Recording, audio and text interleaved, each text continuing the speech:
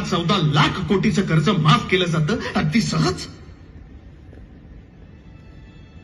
आणि हा माझा शेतकरी काही हजारांसाठी मग विहीर, शेतातलं एखादं झाड, कीटकनाशक, दोरखंड, रस्ता, रेल्वे हा पर्याय निवडतोच आहे.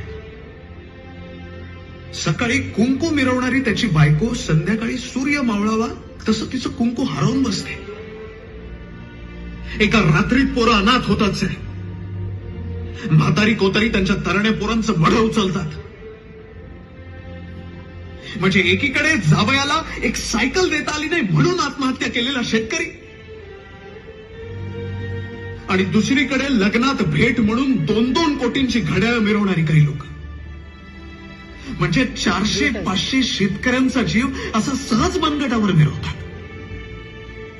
आपल्या सगळ्यांना जाणीव असली पाहिजे की जो घास आपण खातो कदाचित त्या प्रत्येक घासामागे 3 ते 4 शेतकऱ्यांचा जीव गेला असेल. आपल्या घरात जो भाजीपाला येतो त्याच्यामुळे कोणीतरी अनाथ झालं असेल. विधवांची एक मोठी रांग रणकी बनून गाववाड्यात बिनचेहऱ्याची फिरत असेल.